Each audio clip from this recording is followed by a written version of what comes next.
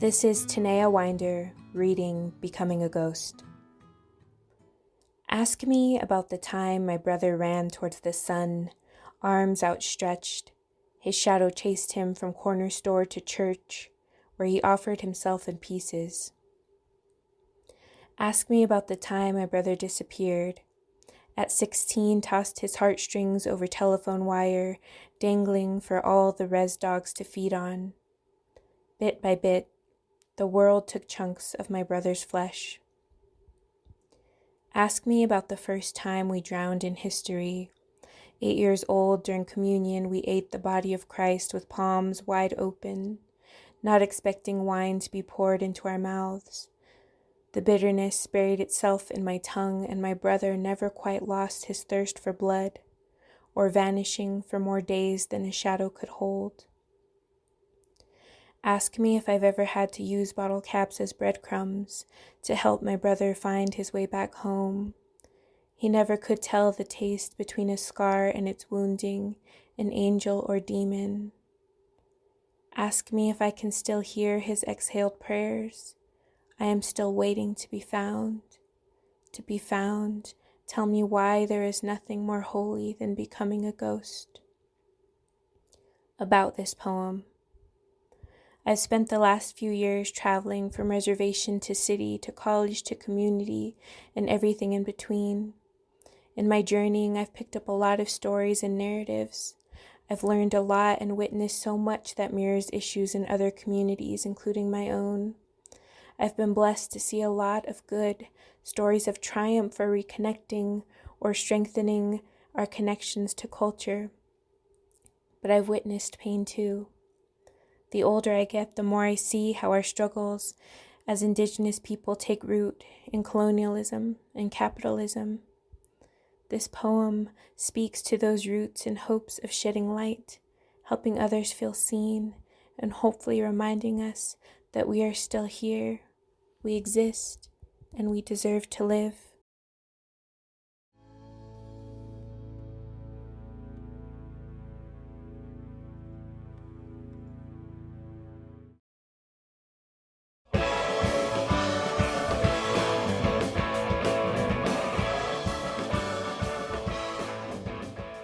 Hello again. My name's Morst. I suppose you know yours. I guess you're wondering about the nature of this contraption.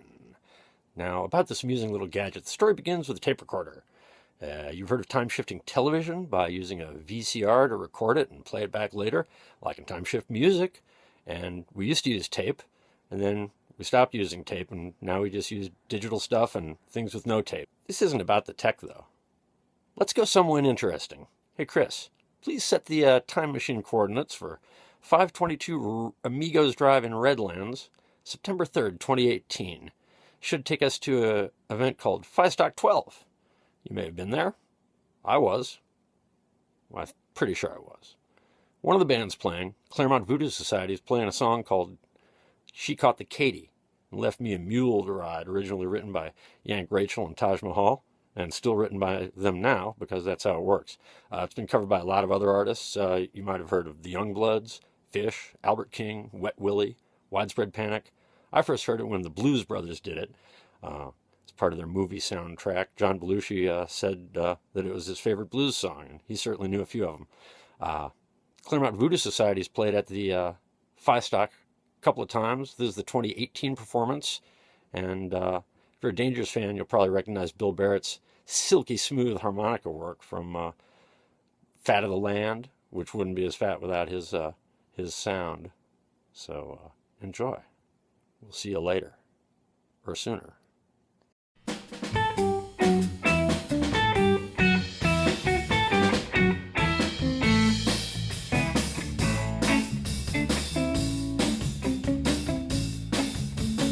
She caught the katy, left me the mule to ride. She caught the katy, left me the mule to ride. Baby caught the katy, left me the mule to ride. Train pulled out, I swung on behind. Still crazy about a hard-headed woman of mine. My baby long, You know my baby, she tall. My baby long. You know my baby, she tall. My baby long. My baby, she tall. She sleep with her head in the kitchen and her feet in the hall. Still crazy about her, the hard-headed woman of mine. Well, I love my baby, she's so fine. I wish she'd come and see me sometime. She don't believe I love her, look at that shape I'm in. You don't believe I'm thinking, look at this hole I'm in. She caught the cater, left me the mule to ride. She caught the cater, left me the mule to ride. Baby caught the cater, left me the mule to ride. Train pulled out, I swung on behind. Still crazy about a hard-headed woman of mine. Don't bear it, don't just go. Good, Brad.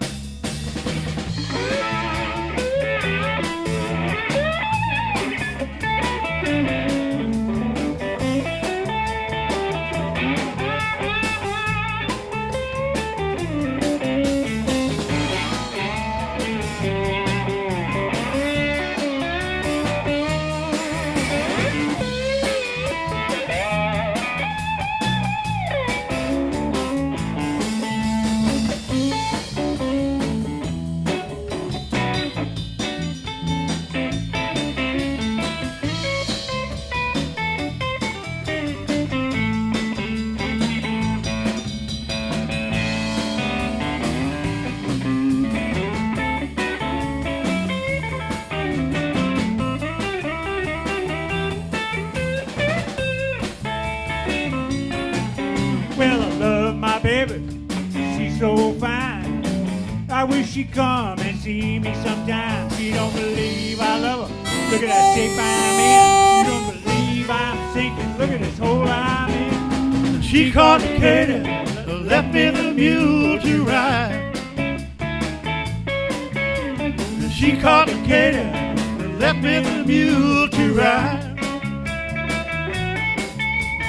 Baby caught the cater, left me the mule to ride. Chain pulled out, I swung on behind. Still crazy about that hard-headed woman of mine. Still crazy about that hard-headed woman of mine.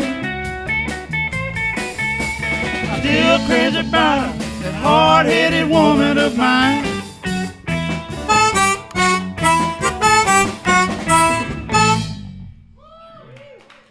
She got the Katy Express. Thank you. Right.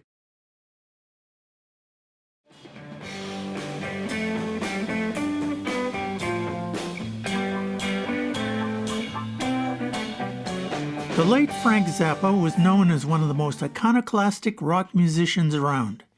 He was posthumously inducted into the Rock and Roll Hall of Fame in 1995.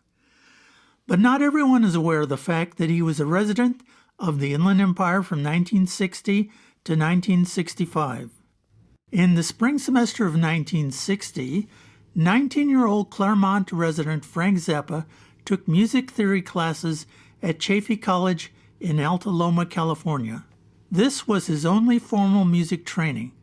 The rest of it was self-taught by spending endless hours in music libraries. Zappa met Kay Sherman at Chaffey College, and they began living together in the summer of 1960 in Ontario, California. They married in December of that year. Kay got a job as a secretary at the First National Bank of Ontario. Frank found employment at a greeting card studio in Claremont. Other IE jobs he had were encyclopedia salesman, jewelry salesman, and window dresser. He also was employed for a time in advertising as a copywriter. But music was always the driving force in his life, as can be seen on Zappa's business cards of the early 1960s. To augment his income, Zappa was a member of various Inland Empire bands, most notably Joe Perino and the Mellotones. Zappa described his experience as a member of the band in his 1989 autobiography, the real Frank Zappa book. He wrote, I was working weekends with a four-piece lounge band called Joe Perino and the Mellotones at Tommy Sandy's Club Sahara in San Bernardino. The management allowed us to play one twist number per night. The rest of the night we were supposed to play Happy Birthday, Anniversary Waltz, and On Green Dolphin Street. I wore a white dinner jacket and bow tie and black pants and sat on a bar stool and played the electric guitar.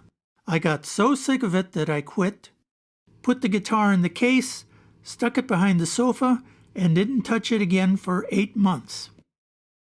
Zappa, in the meantime, had become acquainted with Paul Buff, who owned and operated PAL Studios, a small recording facility in Cucamonga, California. It was there that Zappa apprenticed and learned the ins and outs of recording music. Zappa's presence was felt on many Inland Empire recordings made at Cucamonga's PAL Studios. For example, Zappa was the engineer during 10 recordings that Rutland surf band, the Tornadoes, made there in the early 1960s. In March 1963, Zappa talked his way into an appearance on the syndicated Steve Allen Show. Zappa appealed to Allen's love of offbeat guests and was invited to perform on the program. Zappa said he could play a bicycle like an instrument. Allen and his band joined in on the fun. In May 1963, Zappa wrote, produced, and played on Brian Lord's recording of The Big Surfer. Lord was a DJ on San Bernardino radio station KMEN. The Big Surfer was a parody of President John F. Kennedy conducting a dance contest at a beach party. The single ended with Lord mimicking the president saying, Well, as the winners of our dance contest, you will receive an all-expense-paid trip as the first members of the Peace Corps to be sent to Alabama. The record received considerable airplay on Cayman, of course, but not on rival station KFXM. In late May 1963, the recording got the attention of Capitol Records, and they paid $7,000 to pick it up for national distribution. Sadly, Capitol recalled the single after only 2 weeks, when civil rights activist Medgar Evers was assassinated in mid-June 1963. The label felt that the 45's reference to the South would not play well in that area. The November 1963 assassination of President Kennedy further sealed the fate of any future release of the 45. In Part 2, more about Frank Zappa's adventures while living in the Inland Empire.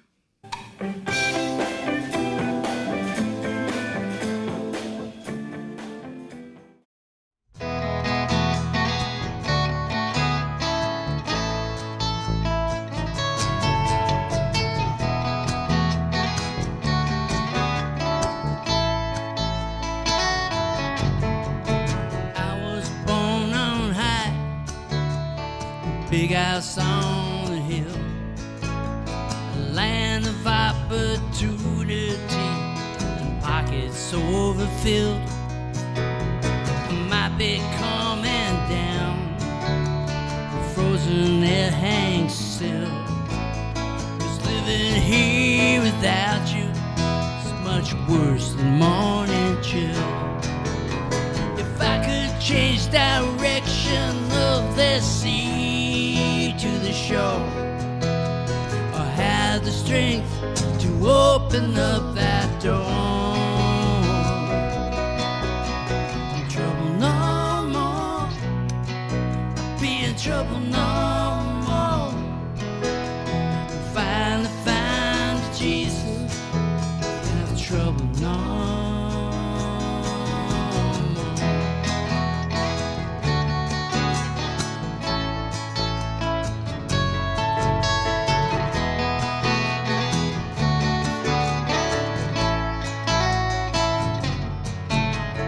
Walking high and proud, and trying to walk so tall, and in the face of bigger things, a lie can seem so small.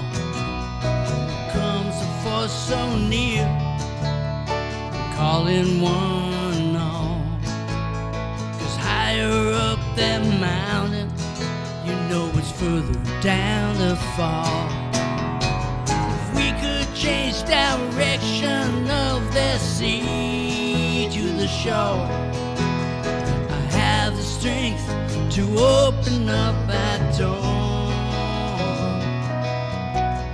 In trouble no more, be in trouble no more. If you could find me, Jesus, I'd have trouble no more.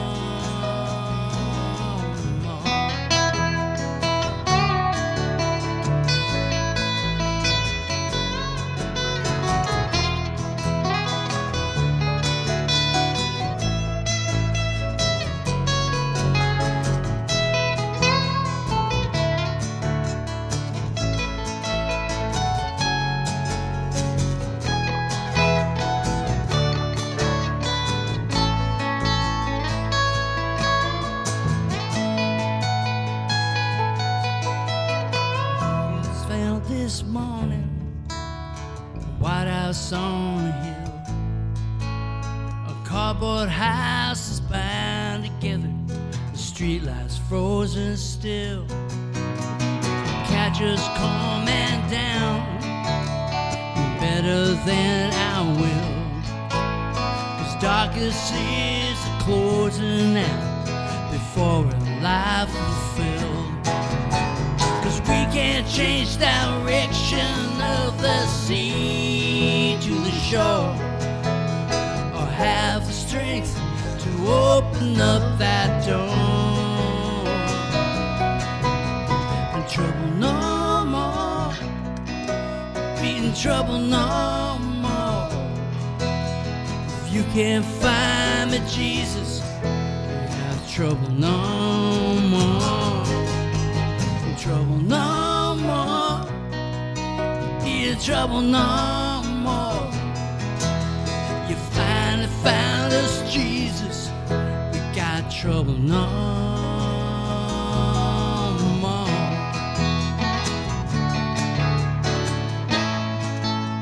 Trouble no more.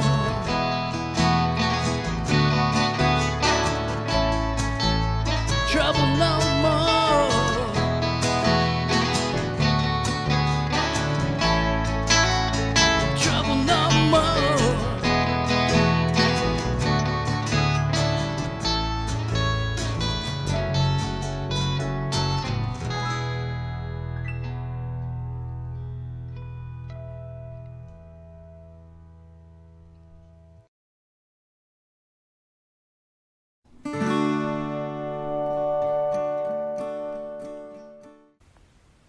A Mojave Lullaby by Bertrand N.O. Walker. Sleep, my little man-child, dream time to you has come. In the closely matted branches of the mesquite tree, the mother bird has nestled her little ones. See from the ghost hills of your fathers, purpling shadows eastward crawl, while beyond the western sky tints pale as twilight spreads its pall. The eastern hills are lighted, see their sharp peaks burn and glow, with the colors the great sky chief gave your father for his bow. Hush, my man-child, be not frighted, 'tis the father's step draws nigh, o'er the trail along the river, where the arrow weeds reach high above his dark head. See, he parts them with his strong hands as he steps forth into view. He is coming home to mother and to you. Sleep, my little man-child, daylight has gone. There's no twitter in the branches. Dream time has come.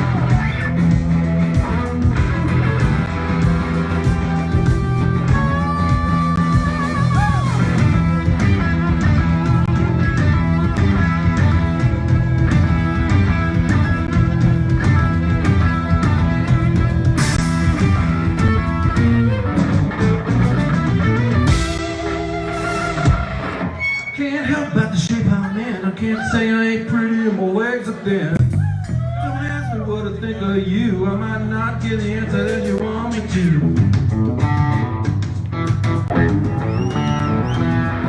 Well,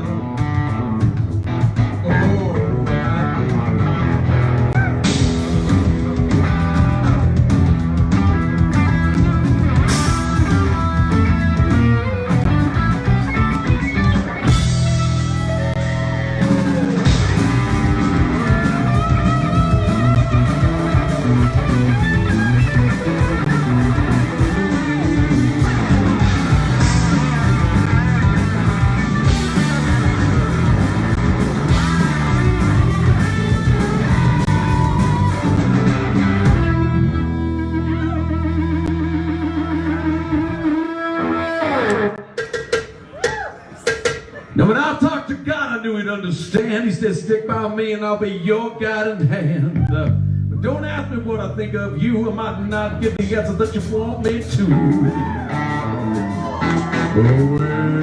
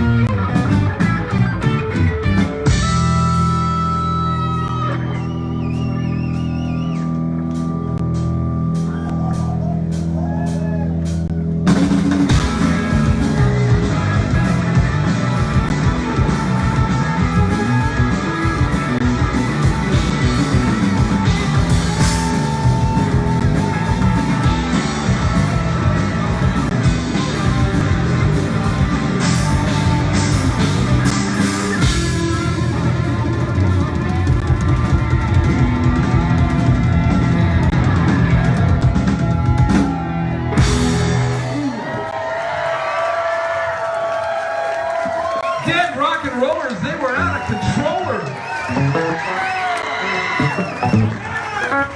And now there's this.